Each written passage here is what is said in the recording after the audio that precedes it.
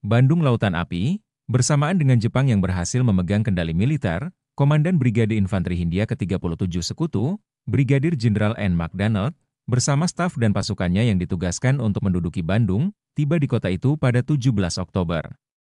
Pada 20 Oktober ia bertemu dengan residen, bupati, wali kota, dan anggota KNI. McDonald meminta agar rakyat menyerahkan semua senjata. Orang Belanda, Eropa, dan pegawai Rapwi juga akan dilucuti. Permintaan sekutu ditolak para pemuda. Sepanjang Oktober 1945 hingga Maret 1946, para pemuda pejuang Bandung melakukan penyerangan, sehingga membuat sekutu Inggris terdesak. Kondisi ini diperparah oleh serangan para pemuda pejuang di jalur logistik Bogor, Sukabumi, Bandung. Merasa terdesak, sekutu Inggris menuntut kebebasan untuk mengambil pasukan-lasukan Jepang yang menginternir diri daerah Lembang dan Sukabumi. Pemerintah pusat menyetujuinya, tapi pemuka-pemuka rakyat dan TKR tidak mungkin dapat menyetujuinya. Di pihak lain, Panglima Komandemen memerintahkan peningkatan gangguan-gangguan terhadap konvoi-konvoi Inggris antara Puncak Bandung, yang meliputi wilayah Divisi 3. Saya pilih tempat-tempat penghadangan di antara Puncak Cianjur dan antara Ciranjang Raja Mandala pada Larang, yakni dalam kompleks-kompleks pegunungan. Jika konvoi terhenti, rakyat harus menebang pohon-pohonan di depan dan di belakang konvoi untuk melintangi jalan, kata Nasution. Pertarungan sengit antara pihak pejuang Indonesia dengan sekutu di sepanjang jalur tersebut selama 5 hari sejak 10 Maret 1946 membuat rentan posisi Inggris. Setelah pasukan tambahan tersebut tiba di Bandung, ketegangan meningkat pada 19 Maret 1946. Ketika itu sejumlah mortir Indonesia jatuh di salah satu daerah permukiman orang sipil Eropa dan menghasilkan sejumlah korban jiwa. Atas dasar itu, Inggris melakukan perundingan dengan Perdana Menteri Syahrir di Jakarta pada 22 Maret 1946. Hasilnya, Inggris akan melakukan operasi militer dan menarik seluruh unit militer dan pasukan bersenjata Indonesia dari wilayah dalam radius 11 km dari pusat kota Bandung.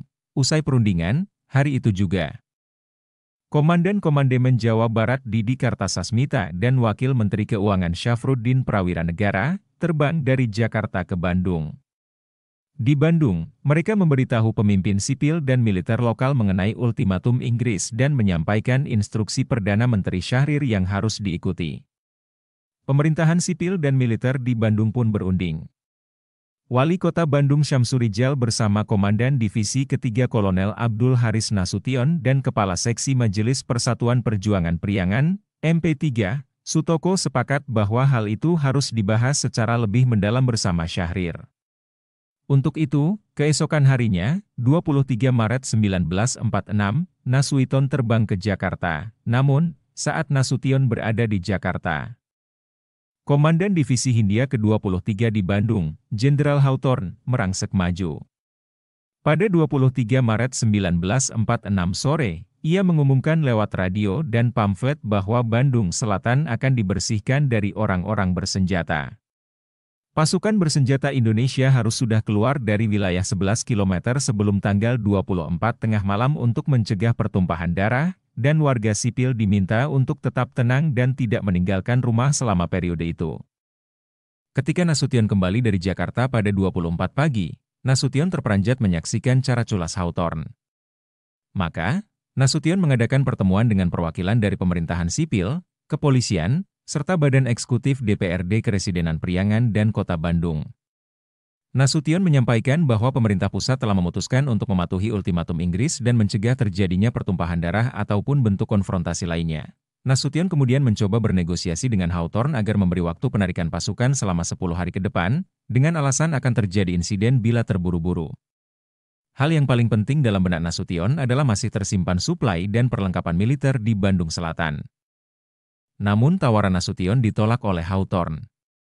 Waktu yang singkat itu justru yang diinginkan Hawthorne untuk merampas persenjataan milik Indonesia. Nasution berunding dengan Sutoko dan Komandan Resimen ke-8 Omon Abdurrachman. Sutoko dan Omon menggagas untuk mengevakuasi tentara dan penduduk keluar kota, sambil membumi hanguskan kota Bandung yang mereka tinggalkan. Perintah disampaikan lewat unit militer dan jaringan MP3 kepada para pemuda yang siap beraksi. Dinamit disalurkan dan tanggung jawab dibagi, dan rencana menghancurkan kota telah siap dijalankan. Kabar itu tersebar di seluruh kota pada petang harinya dan setelah hujan lebat reda menjadi gerimis pada sekitar pukul 7 malam, Penduduk yang masih tinggal di kota mulai bergerak keluar kota di sepanjang 3 jalan utama ke arah barat daya, selatan, tenggara, barat, dan timur. Di belakang para pengungsi, suara ledakan dinamit dan mortir terdengar dari waktu ke waktu dan api yang disulut para pemuda menyebar di seluruh sisi kota sebelah selatan rel kereta api. Suasana malam hari dalam kondisi revolusi menyebabkan api terlihat menakutkan daripada sebenarnya. Bandung seolah lautan api, dan itulah gambaran melekat dalam benak mereka yang berada di dalam kota. Sumber buku sejarah berita proklamasi kemerdekaan Indonesia.